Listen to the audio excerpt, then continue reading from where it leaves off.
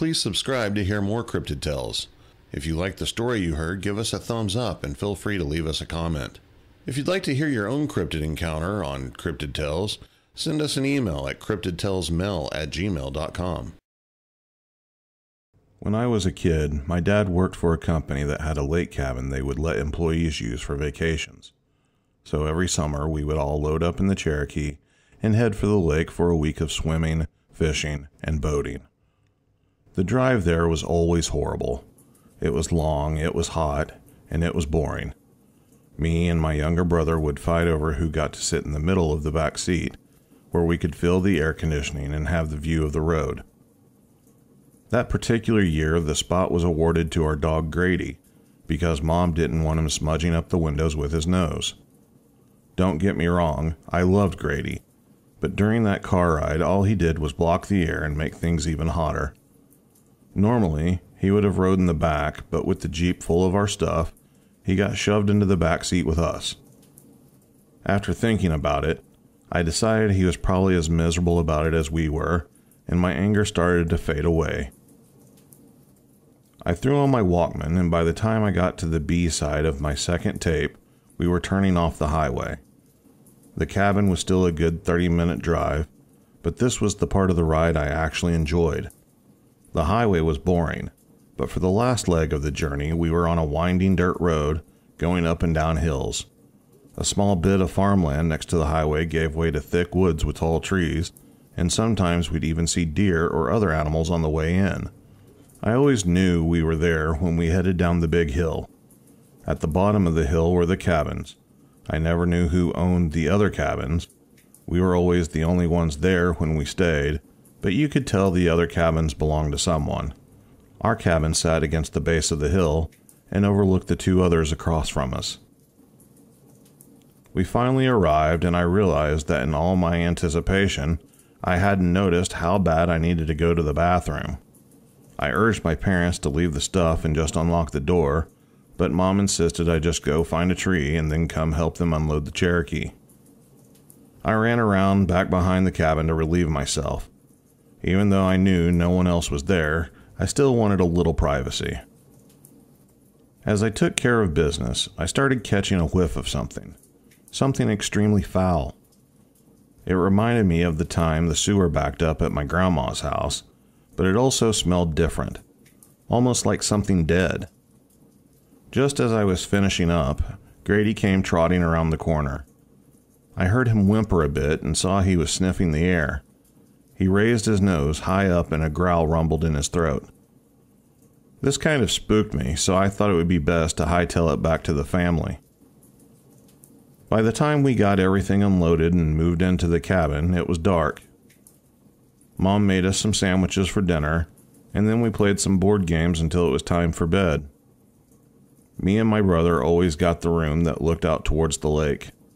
If you looked out the window, you could see the entrance to the cove and the boat dock that belonged to the company. At night, it was pitch black down there, but you could still hear the water. It was one of my favorite places, until that summer. The next morning, I woke up to the sounds and smells of breakfast. At home, we'd get a bowl of cereal, but during our time at the cabin, Mom would always go all out. Bacon, sausage, biscuits, and gravy, the works. Grady loved it too. That meant some top-notch table scraps for him as well. After breakfast, we got on our swimsuits and tank tops, slid on our flip-flops, and ran off to the dock with Dad. We spent the day out on the boat and swimming, our typical lake trip activities. The sun was starting to set by the time we pulled back into the dock. We climbed our way up the steps back to the cabin. Mom started making hamburger patties, and Dad went out to get the grill ready. After a hard day of swimming and fishing, it was like breakfast had never even happened. Mom had me take the garbage out to the trash barrels. Grady followed me out, which was fine by me. It's not like there were any bears or anything out there, but the woods at night were still spooky. I threw the trash in the barrel, and me and Grady continued our walk on up the road. We walked by one of the other cabins. As usual, there were no signs of life, but it did look like it had a brand new screen door. We were about halfway up the big hill when I noticed it was there. That same smell I had smelled when we got there. What was it? Sickening is what it was, but where was it coming from? Grady stared off into the woods. He looked tense and his hair was standing up on his back like a mohawk. Suddenly my legs felt like jello, and it felt like I had a rock in my throat. I wanted to take off running, but it was like my feet were glued to the ground. I felt beads of sweat forming on my upper lip. Something back off in the woods cracked a branch and Grady let out a slow growl. Whether it was the cracking of the branch or Grady's growl, I suddenly had use of my legs again. I told Grady to come on and ran back down the hill as fast as I could. I didn't take the time to look back, but luckily Grady had followed me back to the cabin. I sat down at the picnic table and caught my breath. Dad was grilling burgers and was completely unaware that some sort of monster was lurking in the woods just up the hill. He asked me why I was in such a hurry. I took a breath and told him I was just hungry and wanted to get back. Now that I was in the safety of the porch light, I laughed to myself at the thought that I had probably just ran for my life from a deer or a raccoon. Grady, however, remained on alert with his ears perked and looking off towards the woods. A few days went by, and the thought of the unseen monster had faded from my mind.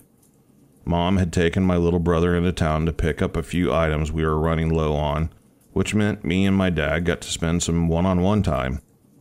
You know, just the menfolk. He cracked open a beer from the ice chest and started talking about how I was growing up. I had mostly tuned him out as I was preoccupied with tormenting a caterpillar that had found its way onto the picnic table. That was until he asked me if I thought I was old enough for my first sip of beer. I eagerly accepted, taking the cold, sweaty can from his outreached hand.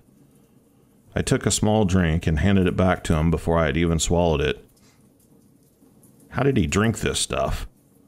I guess he could tell by the look on my face that I wasn't ready to take up beer drinking just yet. He laughed and told me not to tell my mom. After dinner that night, Mom and Dad sat us down in the front room and asked if we thought we'd be okay if they drove out to the supper club to do some dancing. The supper club was like a ritzy place for grown-ups to go that lived around the lake. It was a restaurant with a bar, and they had live bands at night. Not a fun place for a kid at all. My brother whined at the thought, but I assured them that I could handle the responsibility. I mean, I stayed home alone with my younger brother all the time at home, and I had taken my first drink of beer that day. I was practically a man. Plus, we'd have Grady with us standing guard. Everything would be fine.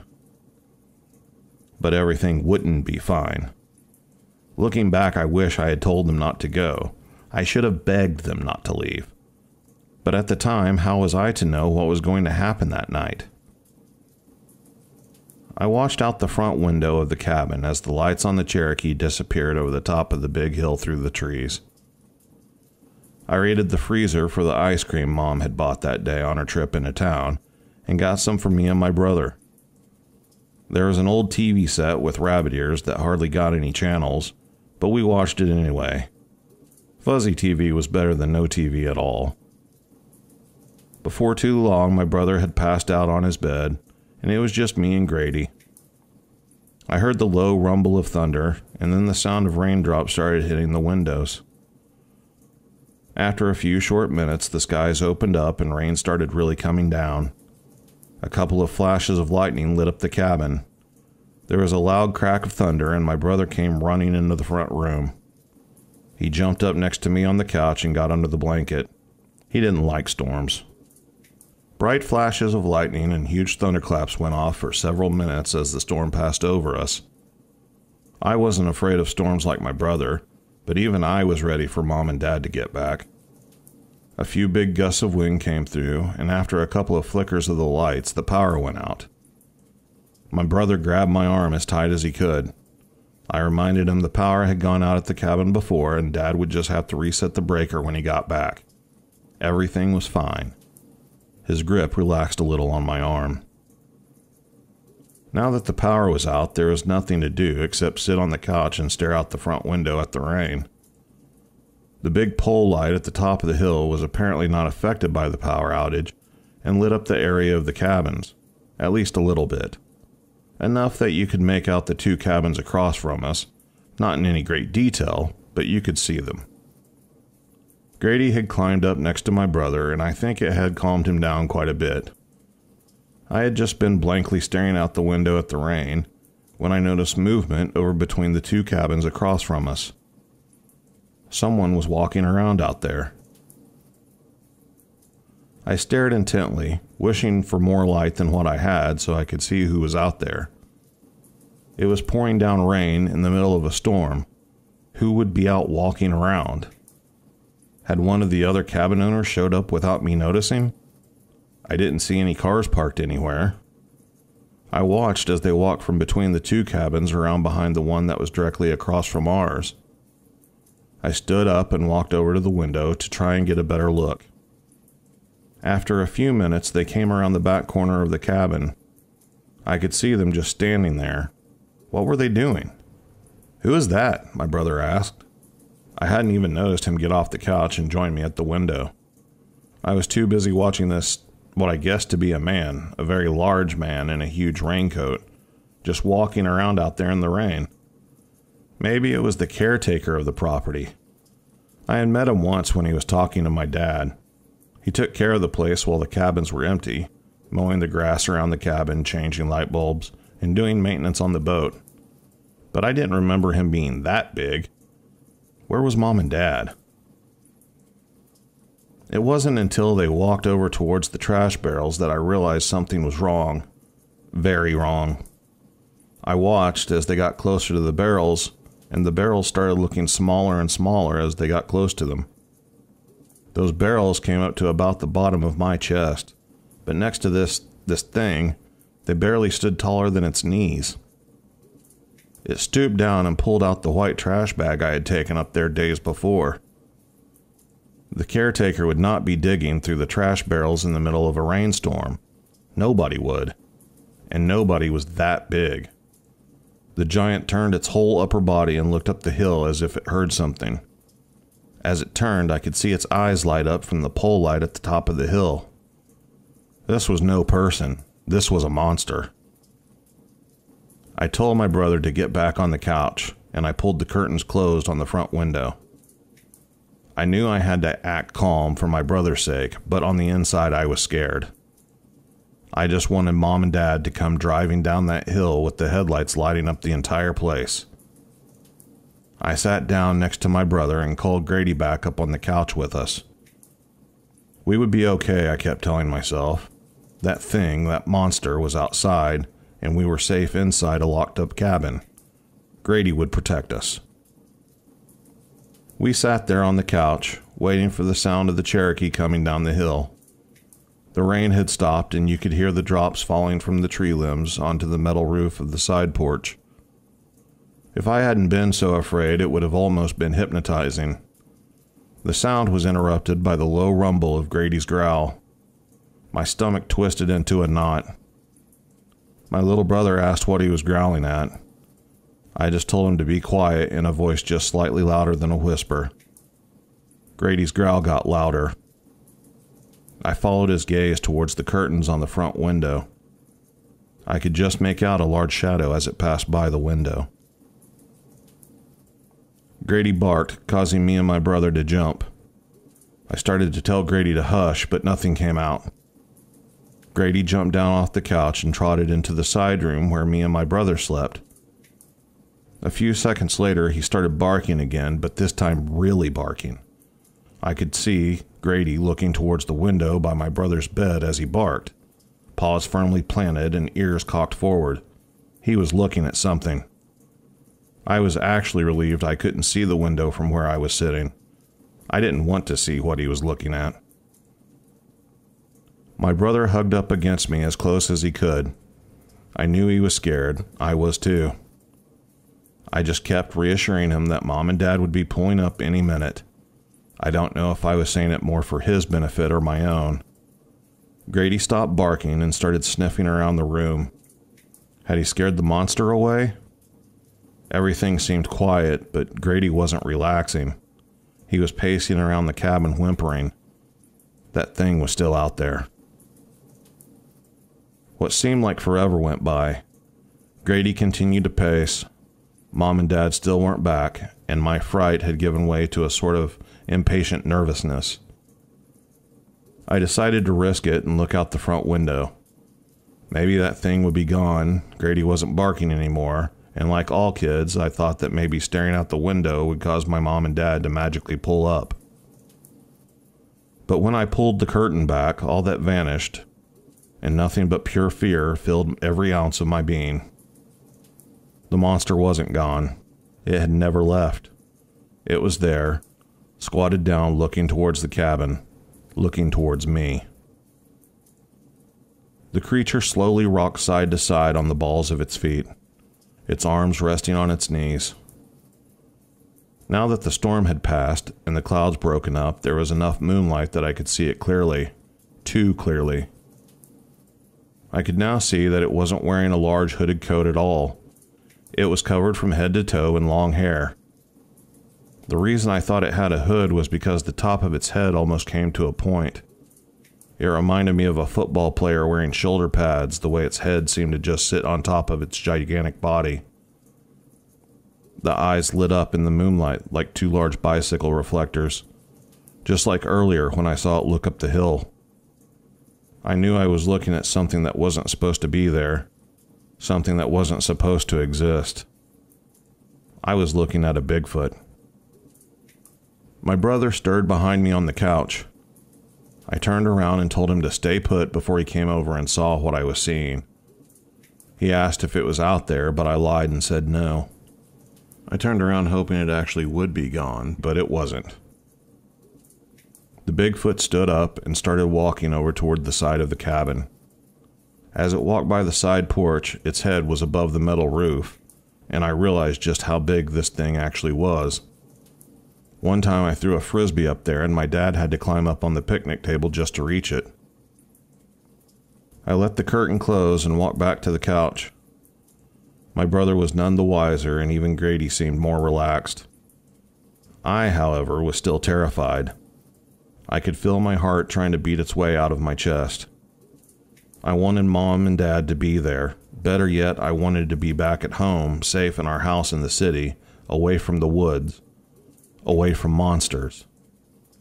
That's when it happened. At first, it sounded like the rattle of a key trying to find its way into the lock on the door, but it wasn't. I thought maybe my parents had pulled up and we hadn't noticed and it was them coming in, but it wasn't. The sound was behind us, at the back door that leads outside from the kitchen. It wasn't the sound of keys. It was the sound of the old metal doorknob rattling. Something was trying to open the door. Grady leapt off the couch and ran into the kitchen, barking loudly the entire time. My brother grabbed onto me, and honestly, I grabbed onto him too. The doorknob rattled a few more times and then stopped, but Grady kept barking and growling. Then, a loud thud hit the door. I thought it was going to come flying open, but it didn't. My brother screamed. I grabbed him by the hand and we ran into the bathroom, locking the door behind us. Grady kept barking and we could hear the Bigfoot growling back from outside. Huge, deep growls like you hear lions make at the zoo. Then another loud thud and a crashing sound. Me and my brother squeezed each other tightly, tears now running down our cheeks. We would have screamed if we hadn't been so afraid. We could hear Grady's barking moving on the other side of the wall, and then outside. The monster, the Bigfoot, had busted the back door open. The sound of our dog's bark seemed to be moving towards the woods behind us. I yelled for him as loud as I could. "Grady! Grady, come back!" I knew that back door was standing wide open and I wanted him back in the cabin guarding us. What if something happened? What if that monster got inside the cabin and found us in the bathroom? Grady's barking had grown more distant back behind the cabin. He must have chased the Bigfoot into the woods. But then the barking suddenly stopped. The chaos went deathly quiet. All I could hear was the exhausted whimpers of my little brother crying. We sat there in the floor of the bathroom, in the dark with the door locked, frightened to our cores that the Bigfoot would come back. After what seemed like hours, I finally heard the sound of the Cherokee pulling up. I could hear my mom and dad talking and laughing outside as they walked towards the front door of the cabin.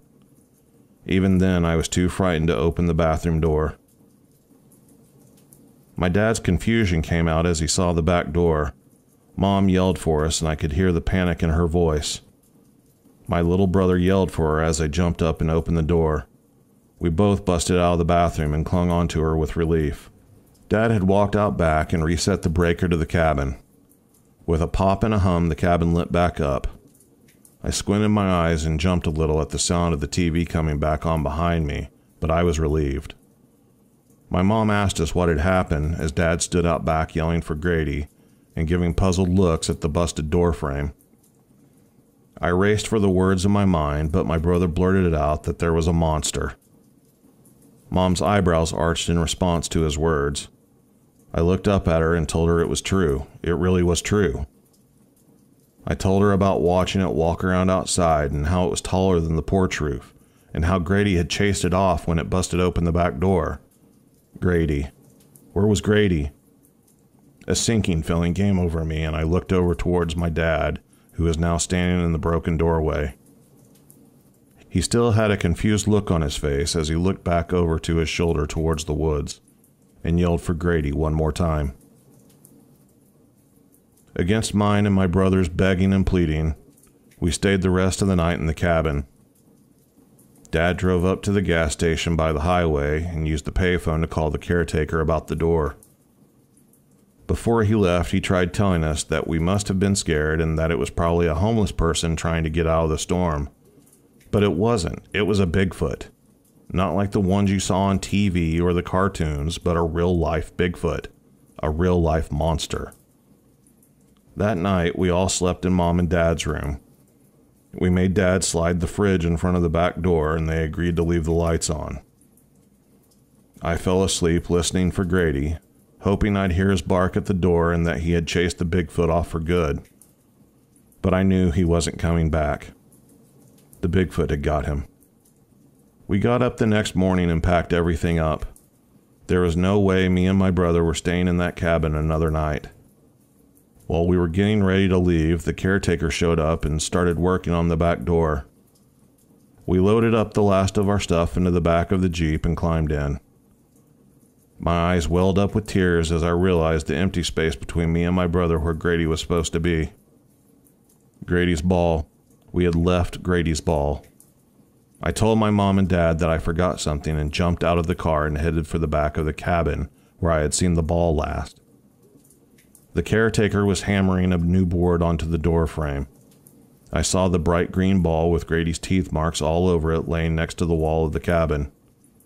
I scooped it up and couldn't help but give one last hopeful look towards the woods.